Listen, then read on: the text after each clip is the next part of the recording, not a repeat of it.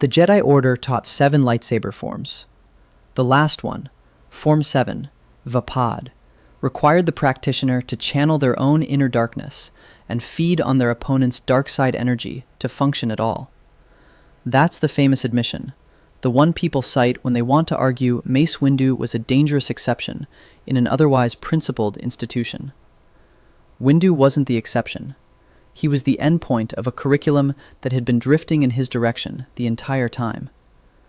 7 forms, ranked from the safest to the most philosophically dangerous. The single measure, how close each form's design philosophy brings its practitioner to the emotional and psychological territory the Jedi doctrine explicitly named as the path toward darkness. Fear, anger, aggression, domination. The Jedi identified all of these as their enemy, and then built several of their training systems around them. The Jedi Code was precise. Non-attachment was mandatory. Aggression was forbidden. Emotion was to be acknowledged and released, never cultivated for use. Yoda's framework laid the mechanism out in sequence: fear to anger, anger to hate, hate to suffering.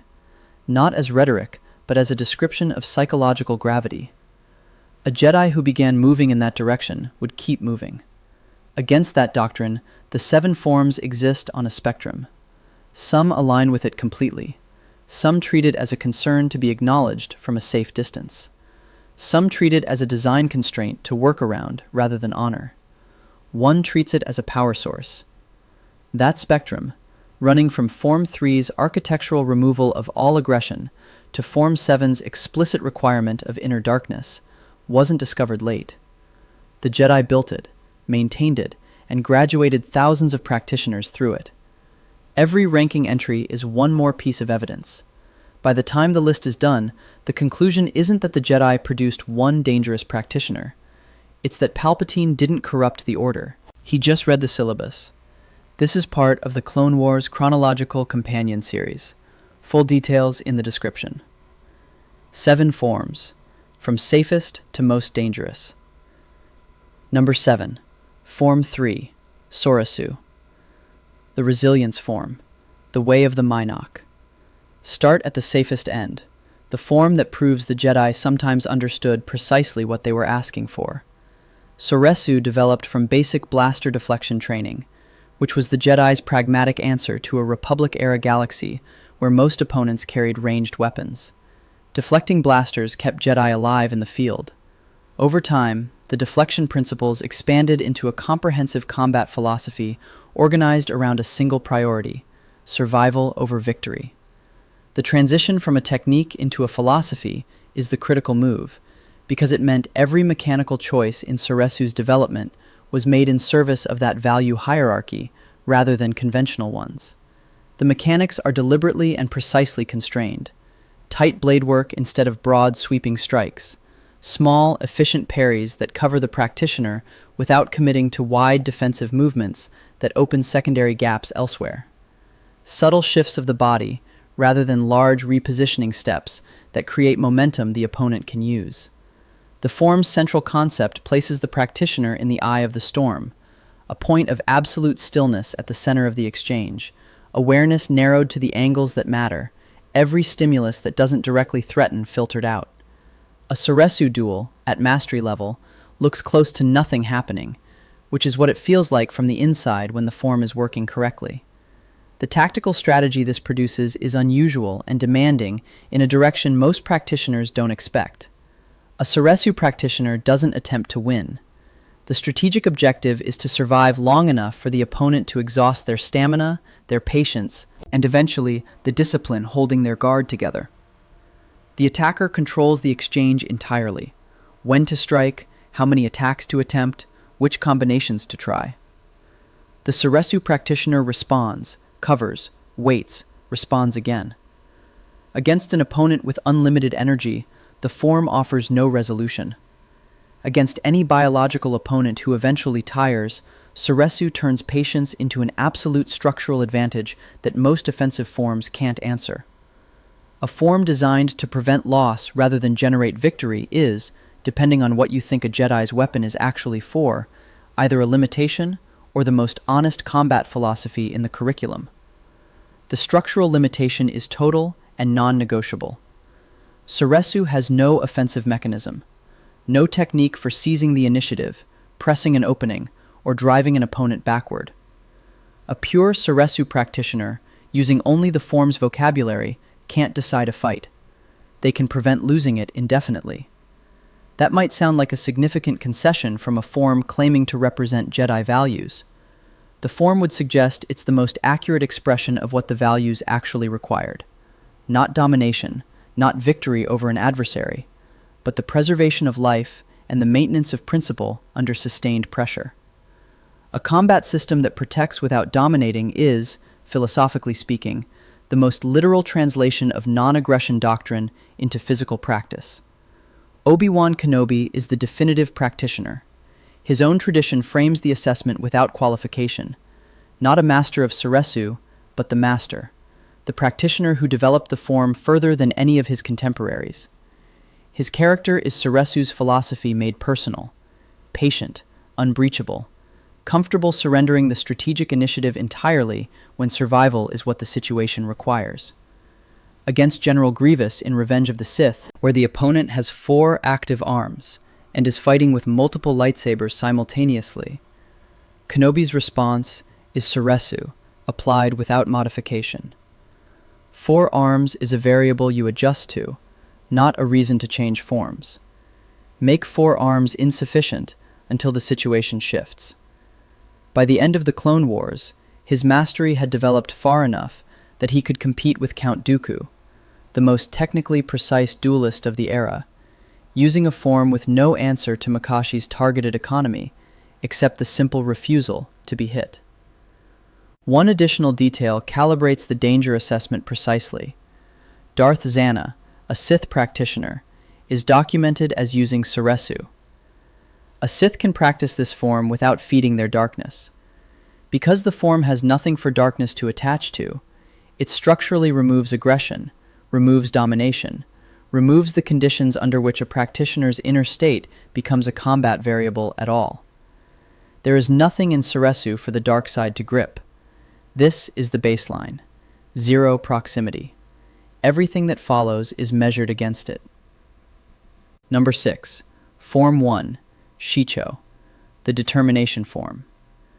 The Way of the Sarlacc, the oldest form in the Order's history, and the one that demonstrates how philosophical simplicity can function as a kind of purity.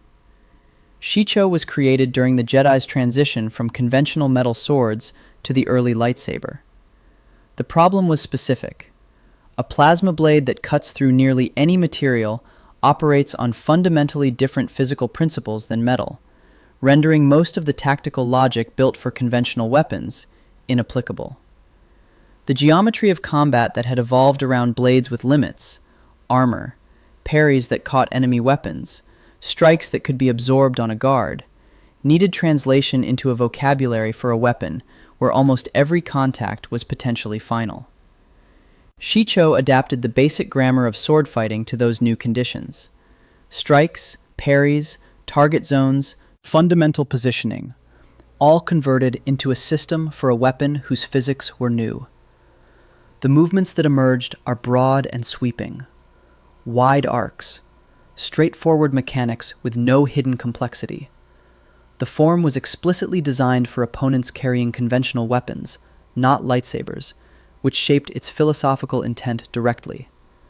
Shii-Cho emphasizes disarming over injuring, containing the threat rather than eliminating it.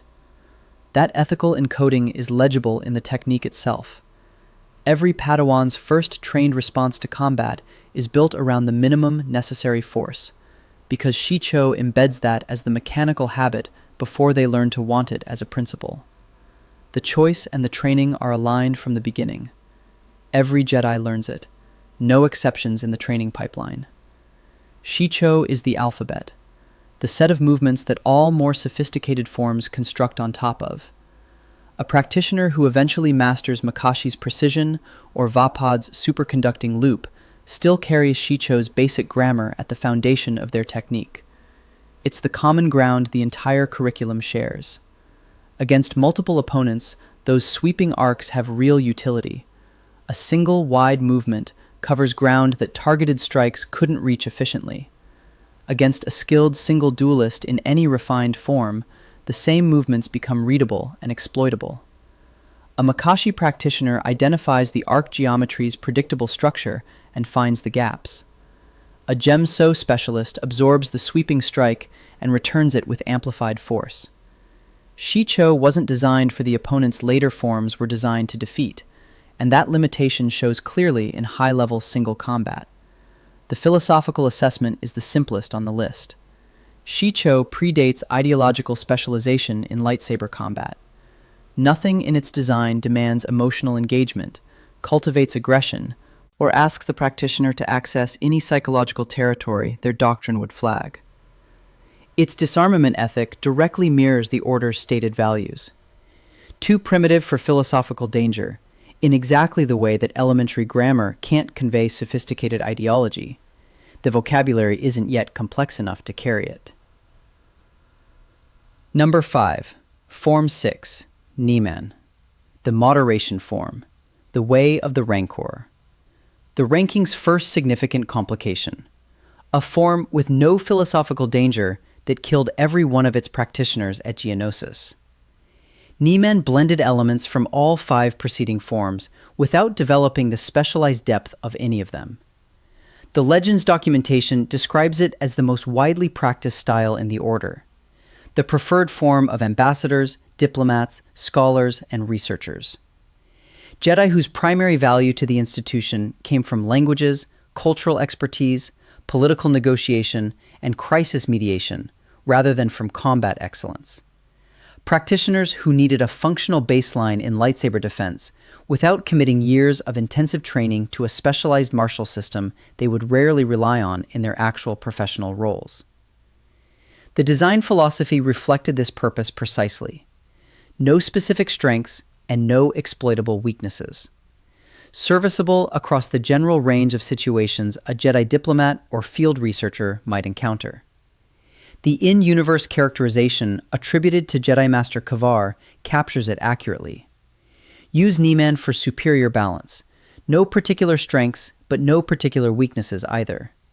Where the blade work proved insufficient at the elite level, Niman training incorporated force-based attacks. Telekinetic pulls, shoves, and grabs deployed in synchronized combination with lightsaber strikes to supplement what the saber technique alone didn't provide. That supplementary mechanism is the form's structural tell. A combat system that requires a separate capability to perform at its ceiling has, by design, acknowledged where the ceiling is. This arrangement made complete sense within the Order's peacetime structure. A Jedi negotiator who could hold off a reasonably skilled opponent until support arrived, or deter violence from less capable threats, didn't need Soresu's endurance architecture or Djem's power mechanism. Niman covered the relevant combat range of diplomatic encounters, while leaving development time for the skills that actually prevented crises from becoming violent in the first place. Choosing Niman was a rational allocation of a practitioner's training across their full professional identity. The form served its purpose. Then came Geonosis. The opening engagement of the Clone Wars put more than 200 Jedi into an improvised arena battle with no preparation time, no tactical framework, and overwhelming opposition. When the accounting was done, the Form 6 practitioners died. All of them. Among the named dead, Sarissa Jang, Sar Labuda, and Joklad Donva. Experienced Jedi, not students. Adults with field records who had chosen a form calibrated to their peacetime careers. That form had served them adequately in every situation their careers had placed them in. Geonosis was a different kind of situation. Sustained high-intensity combat against trained warriors and tens of thousands of battle droids, no negotiating table available, no secondary combat depth to draw on when the primary approach failed. The explanation that holds is structural, not about the form's quality. Niman isn't a weak combat style. It's a form calibrated for non-combat roles, chosen by practitioners whose professional development emphasized everything else. The Order created a training pathway explicitly sufficient for those roles and accepted, at the institutional level, that practitioners in them would never push beyond it. That's defensible policy when the galaxy is stable. It becomes something else when a war begins without warning, and every Jedi walks into the same arena, carrying whatever form they happen to choose in peacetime. Niman has no dark side philosophy. Nobody fell through practicing it. Its place at number 5 is a categorical warning the ranking requires. Not every curriculum failure points toward darkness. Some point toward geonosis. The next 3 entries have the opposite problem entirely. Number 4. Form 4. Ataru. The aggression form. The way of the hawkbat. The name the Jedi assigned to Form 4 is the first piece of evidence. Not a diplomatic softening, not an ancient tongue translation that shifts the connotation. The Order built a combat discipline, named it for the emotional state their doctrine identified as a pathway toward darkness, and taught it to their Grand Master for 900 years. Ataru is the most physically intensive and acrobatically complex form in the curriculum. It operates through continuous force channeling. The practitioner flows force energy through their body throughout the entire exchange, enabling high-velocity leaps, spinning combinations, and strikes delivered from angles that no purely physical athlete could generate. The form's power derives from force expression rather than biological mass, which defines everything about both its capabilities and its psychological demands. A common assumption about Yoda's relationship with Ataru runs in the wrong direction. The Legends documentation is explicit on the point. Ataru was the form that accommodated physical limitation through force channeling, rather than the form that eventually exposed it. By allowing the force to flow throughout the body, practitioners could overcome age and physical constraint, and the documentation names Yoda specifically as the case. His 3-foot, 900-year-old frame wasn't a liability within Ataru, because the form's power was never rooted in biological mass. His duel with Count Dooku in Attack of the Clones demonstrates this directly. The acrobatic angles Dooku couldn't anticipate, the speed that briefly backed the most technically skilled duelist of the era against the wall, the sustained explosive pressure that 9 centuries of practice in force-enhanced movement produces. Physical conditioning can't replicate it. That's the point. Ataru's documented tactical weaknesses are specific and consistent. Enclosed spaces collapse it. The leaping, spinning attack geometry requires room, and a corridor or low-ceilinged chamber removes the space the form's acrobatics depend on. Qui-Gon Jinn, the form's most closely associated prequel-era practitioner, encountered exactly this in his final duel. The Theed generator corridor, the blast door segments separating the combatants, the confined geometry stripping away the acrobatic options the form depends on. Multiple simultaneous opponents create a different problem. Each Ataru commitment is a significant kinetic investment with a recovery period, and distributing that investment across several targets simultaneously disrupts the form's rhythm in ways that a single opponent doesn't. The philosophical tension Ataru introduces isn't as sharp as what follows, but it marks a real departure from Soresu's model that deserves direct naming. The form has no gear for patient defense, no equivalent of the eye of the storm, no mechanism for waiting while an opponent exhausts themselves, no technique built around stillness. Every Ataru movement is an attack, or the setup for one.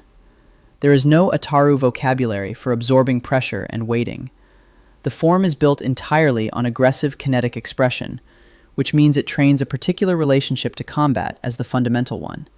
Active, externally focused, generating force rather than redirecting it or declining to generate it. That's not darkness. Yoda practiced it for centuries, without any suggestion that the form was pulling him in that direction. But it's a named departure from the philosophical framework the Order maintained for all other purposes. The Jedi called aggression a pathway toward the dark side, and named Form 4 after it, and the people who noticed the contradiction apparently kept that observation to themselves. The curriculum contains both Soresu's radical stillness and Ataru's continuous aggressive expression, without addressing the gap between them. The Grand Master practices the aggression form, and chairs the council that enforces non-aggression doctrine. Both facts exist simultaneously in the same institution. That's the first crack in the alignment between what the Jedi said they believed and what their training actually asked practitioners to cultivate. Number 3. Form 5. Shien and Djem, the Perseverance Form, the Way of the Krayt Dragon. Form 5 has two names because it developed as two variants of a single philosophy, and the distinction between them tells you precisely how that philosophy evolved and what it was always moving toward. Shien, the original variant, specialized in blaster deflection, not simply catching incoming fire, which any trained Jedi could manage, but converting the defensive action into an immediate counterattack. The incoming bolt is redirected back at its source. The defensive motion and the offensive result are the same movement. This is Form 5's foundational logic, expressed in its simplest possible terms. Your aggression is now my weapon. Djem extended that same logic from ranged combat into the close quarters exchange of blade against blade. The mechanics are straightforward in design and demanding in execution. Absorb an incoming lightsaber strike with a solid block or parry, then immediately counter with more force than the original attack delivered. The rhythm of sustained Djem is an unrelenting advance, constructed entirely on using the opponent's attacks as the trigger for harder responses. Defense and offense aren't balanced against each other. One generates the other. The form doesn't allow for Soresu's patient waiting or Makashi's measured exchange. Every incoming strike is an opportunity, because every strike can be absorbed and returned amplified. Djem is the most physically demanding of the 7 forms. It rewards raw strength in ways that precision-based styles explicitly don't. A more powerful practitioner in a Djem exchange holds a structural advantage that technique alone can't compensate for, because the form's core mechanism is amplified counterforce capacity. The Legends tradition characterizes it as the 5th and most powerfully aggressive form of lightsaber combat. Not the most technically sophisticated, not the most demanding in terms of footwork or bladework geometry, the most powerfully aggressive. Anakin Skywalker was the definitive Djem practitioner, confirmed as such both during his Jedi career and continuing into his time as Darth Vader, where the suit's physical constraints forced a substantial reworking of his entire combat approach. That reconstruction reveals what the original practice was built on. The suit changed his center of gravity, restricted his mobility, and removed the explosive movement capability his Djem depended on. Rebuilding around what the suit permitted was a significant undertaking, because the original Form 5 practice was constructed around his specific physical gifts: explosive power, raw strength, the capacity to generate more counterforce than anyone across from him. The Revenge of the Sith novelization characterizes his combat identity in terms that align precisely with this: raw power against Obi-Wan's legendary cleverness. The framing is power, not precision. Djem didn't create those qualities. It selected for them, developed them, and then systematized them as the appropriate combat response to every incoming attack. Luke Skywalker reportedly carried the same form into the next generation. Legend sources consistently place him in Djem, and the parallel is structurally exact. The same counterstrike reflex, the same emotional volatility the Jedi asked him to suppress, the same unresolved tension between what his training required and what his instincts were built around. The ranking places Djem at number 3, as a bounded inference rather than a canonical verdict. No source draws an explicit causal line from the form's training to Anakin's fall, and the script won't overstate what the evidence supports. What the evidence establishes is narrower and equally significant. Djem trains the counterstrike response as the conditioned reflex for every combat exchange. It normalizes meeting incoming force with amplified outgoing force as the automatic answer to attack, practiced across years of daily training until the response functions below the level of conscious decision. The body has learned the answer. The question stops being asked. Anakin's emotional volatility was documented throughout his Jedi career. The Council knew it, Obi-Wan knew it, and Anakin knew it. His psychological pattern was the explosive reaction to perceived threats against the people he loved, the impulse to respond to danger with more force than it presented. His Jedi training told him to suppress all of that. His combat training built a physical reflex that, in a different domain, expressed exactly those same impulses. When you receive an attack, return it harder than it arrived. Those two instructions were never reconciled. The Council saw both. They trained him in both simultaneously and left the philosophical tension between them structurally unaddressed. Djem didn't cause his fall in any simple causal sense. But for a practitioner whose emotional architecture ran precisely parallel to the form's combat logic, a decade of training in the most powerfully aggressive form in the curriculum, and a decade of orders to suppress the emotional equivalent of that aggression, were pulling in directly opposite directions. The Council built the tension. They called it training. A note on Form 5's internal nomenclature. Legend sources contain a dispute about whether Shien qualifies as Form 5 proper or represents a separate designation. The debate is internal to the Legend's continuity and doesn't alter what matters here. Both Shien and Djem express the same philosophical core: counterforce as both tactical method and trained psychological response. And that core is what the ranking is assessing. Number 2, Form 2. Makashi, the contention form. The way of the Ysalamiri, the most counterintuitive entry on the list. The philosophical mirror. The proof the ranking most needs. That cold control and refined elegance aren't the opposite of darkness. Makashi emerged during a specific window in Jedi history, a period when lightsaber-on-lightsaber combat was genuinely rare. The Sith had been suppressed to near extinction. Rogue Force users were uncommon. Most combat the Order faced involved blasters or conventional weapons, and the existing forms reflected that reality. They were built for common threats, not theoretical ones. Within that context, a decision was made that defines Makashi's entire character. The Jedi developed a form designed exclusively for defeating another lightsaber wielder. Not for blasters. Makashi is poorly optimized for ranged fire, a weakness its practitioners acknowledge plainly. Not for crowd situations or multiple opponents simultaneously. For one adversary, in a formal dueling exchange, where both combatants carry lightsabers. Total specialization for the one combat scenario that other forms treated as secondary. This choice is significant, not only technically, but philosophically.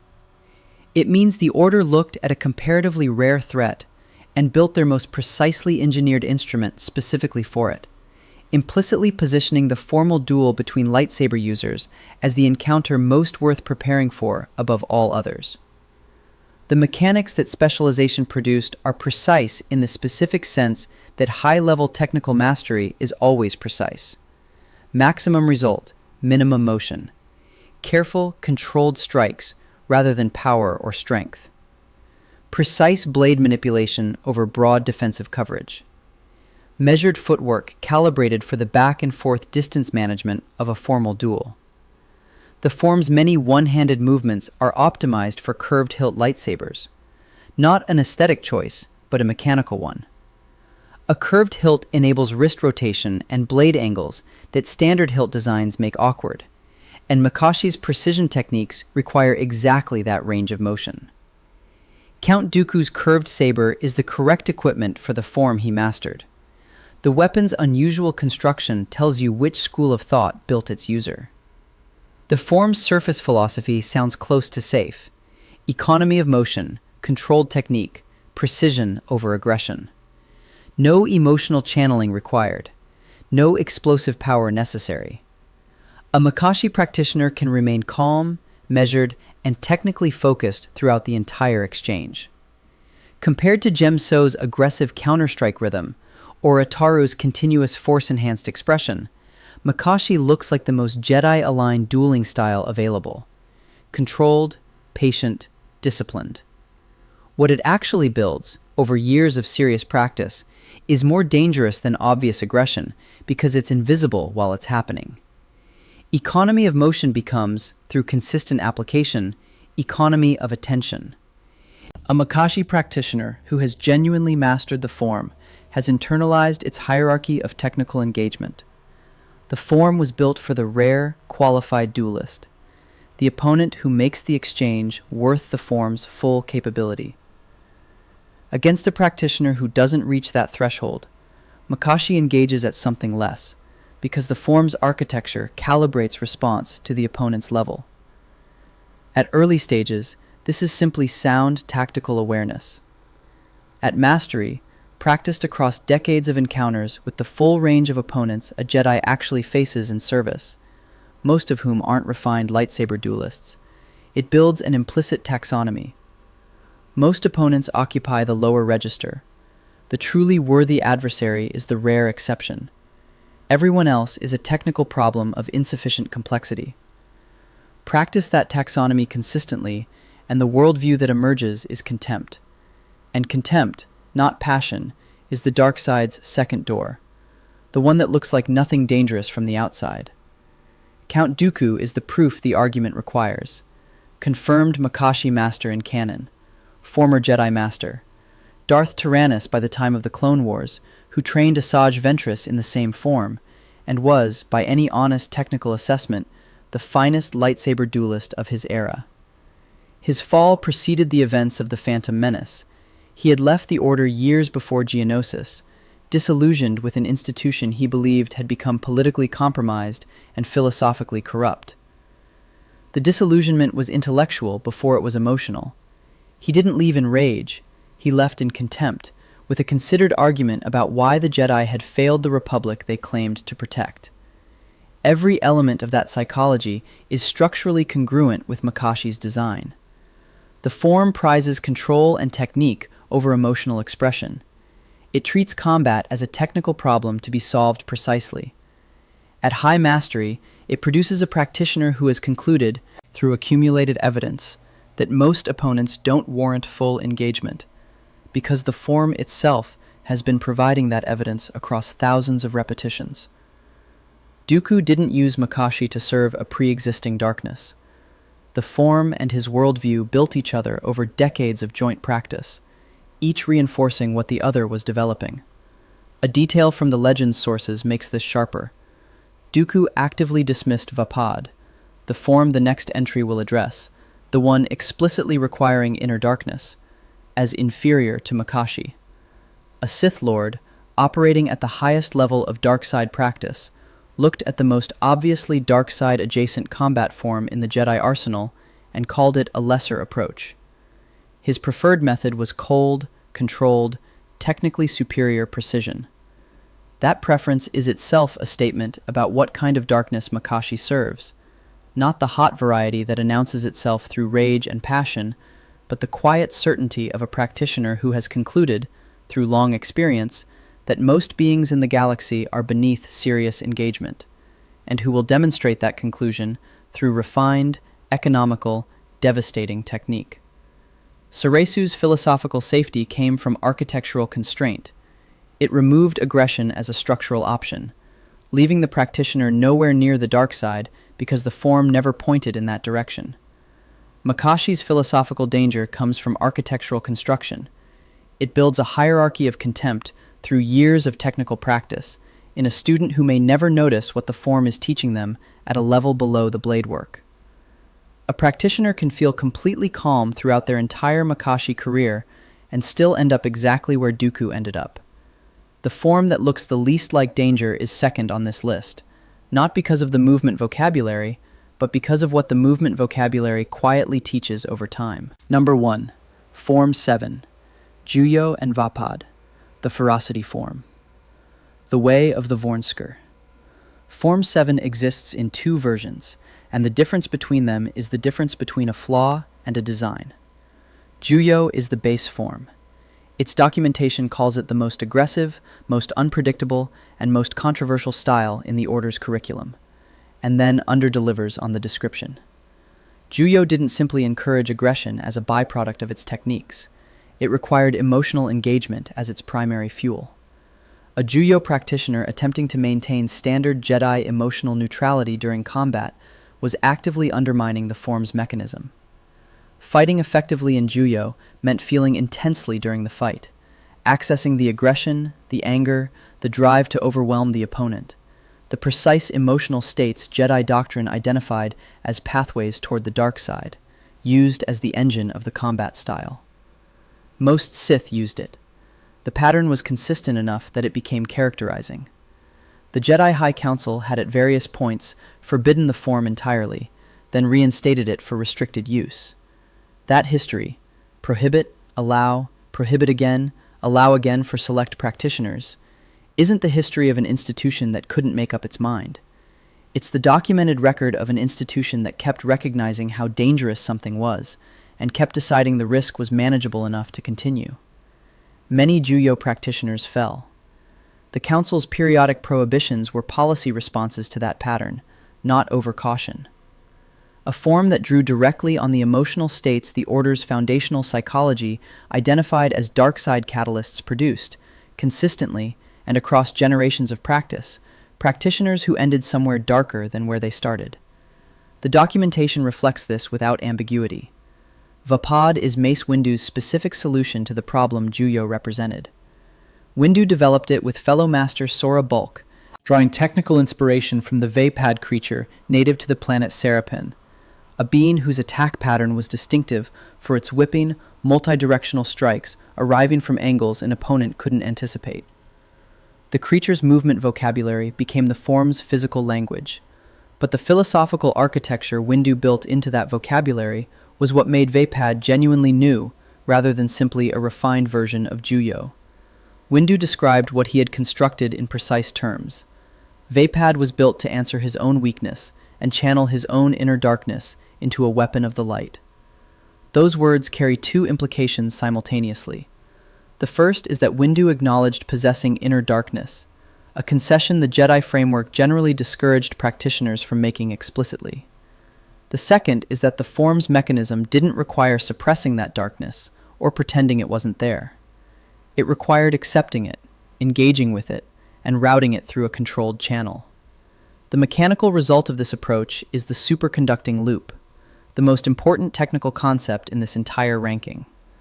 Vaapad transforms the practitioner into half of a circuit. The opponent provides the other half. The user accepts their own dark energy into the exchange. The opponent channels theirs through the combat interaction, and the form creates a closed loop where both move through the practitioner simultaneously. The user's inner darkness amplified by the opponent's, redirected outward rather than consuming the practitioner from within. The energy circulates. Neither side of it accumulates destructively because the loop keeps it moving. The legend's description of Windu's Vaapad in practice against Darth Sidious captures what this produces at operational maximum. Anakin Skywalker, observing the duel from its edge, perceived Windu's blade work as an oblate sphere of purple fire, a continuous, omnidirectional blade presence, containing attacks arriving simultaneously from every angle, not a series of sequential strikes. The superconducting loop at full intensity, channeling Sidious's dark side output, among the most concentrated in the history of the Sith, directly back at him, amplified by its own transit through the circuit. Windu won. Sidious, who had defeated and killed 3 council members in the seconds before Windu arrived, was beaten on the merits by a Vaapad practitioner using Sidious's own power as the primary fuel. The form worked precisely as designed. The most powerful dark side output available fed the circuit and was reflected back. Vaapad didn't beat Palpatine despite his darkness. It beat him because of it. The question the form immediately demands: why couldn't anyone else do this? In the Shatterpoint narrative, a legend source, and the distinction is worth noting for canon accuracy, Depa Balaba's arc provides the answer. A Jedi Master, a former watchman, a practitioner trained in Vaapad by its creator, she fell. Windu, confronting this, reflected on whether she had gone mad, or worse, crossed to the dark side. The implication threaded through the novel isn't subtle. A master-level Jedi with field experience and direct instruction from Windu accessed the superconducting loop and didn't return from it the same way Windu consistently did. The distinction wasn't skill level. It was the specific psychological architecture Windu possessed that most practitioners didn't. His inner darkness, which he named and built the form around, was a particular quality. Not hatred, not fear, not possessive attachment, but something closer to an enthusiasm for combat itself. A battle joy that Jedi doctrine discouraged him from expressing openly. Vaapad gave that specific quality a constructive channel. The form's mechanism was calibrated to Windu's particular darkness. For Balaba, the circuit apparently routed through something different, and the current didn't discharge the same way. The Council's institutional position on all of this deserves its own examination. Form 7 had been forbidden, then permitted for select users. Then the Council approved it for the practitioner who had refined it into an even more powerful and dark side adjacent version. The reinstatement wasn't based on the form becoming less dangerous. The Vaapad version was more dangerous than raw Juyo, because the loop mechanism was more efficient at channeling dark side energy. The reinstatement was based on a calculated institutional decision. The risk was manageable for specific practitioners, and the capability was worth the risk. They knew. This wasn't ignorance or oversight. The Council understood the danger clearly enough to have prohibited the form, and they sanctioned it anyway for the man who had built his personal version of it around the explicit channeling of his own acknowledged inner darkness. That decision is the climax of the rankings argument. Stand back and look at what the Jedi built. Soresu at the foundation, structurally incapable of producing dark side proximity, a form that removes aggression as an architectural option. Shii-Cho near zero, too primitive for ideological specialization, embedding disarmament ethics as the first physical habit. Niman philosophically neutral and organizationally fatal at Geonosis for reasons entirely separate from darkness. Ataru, named for aggression, built around continuous aggressive expression, practiced by the Grand Master without apparent institutional concern about the implicit contradiction. Djem, the most powerfully aggressive form in the curriculum, trained into the most emotionally volatile Jedi of the era, by a council that knew both of those facts simultaneously. Makashi, building cold superiority and contempt through technical elegance, serving darkness, without ever requiring the practitioner to acknowledge the worldview the technique was constructing. And Form 7, inner darkness, named explicitly by its creator as the power source, the superconducting loop activated by the opponent's dark side energy, prohibited, reinstated, authorized at the council level for use by the man who built it around acknowledging his own darkness. The spectrum runs from 0 to required. The Jedi built it, maintained it, and issued master-level authorization to operate at its darkest end. What Palpatine understood about this system is worth stating directly. He spent years in proximity to the Jedi, watching their practitioners, their training culture, their forms in use. He understood their doctrine, and he understood their practice, which aren't the same thing. When he told Anakin the story of Darth Plagueis, the Sith Master who had achieved the power to influence life and death itself, he wasn't offering Anakin something external to the Jedi system. He was identifying the exact leverage point the Jedi training had spent a decade reinforcing. Djem's counter-strike reflex as the conditioned response to every attack. Padme's potential death as the incoming blow. The counter requiring more power than the Jedi could authorize. Palpatine as the available source of that power. Whether Palpatine used Plagueis' techniques against Padme directly is theory. The film presents it ambiguously, canonical sources don't resolve it, and the script won't state as fact what the evidence doesn't establish. What isn't theoretical? Palpatine understood the curriculum. He knew that Anakin's attachment was the pressure point, and that Djem's training had built a response mechanism that would point toward the counter when the right attack was presented. He didn't need to create that mechanism from outside the Jedi system. It was already there, fully operational, built and maintained by the institution that had trained Anakin since he was 9 years old. The Jedi didn't have one problem student in Mace Windu. They had a 7-form curriculum that mapped their own path toward darkness, and Palpatine didn't have to invent a way to break them. the Order handed him the blueprint. Subscribe for more of this.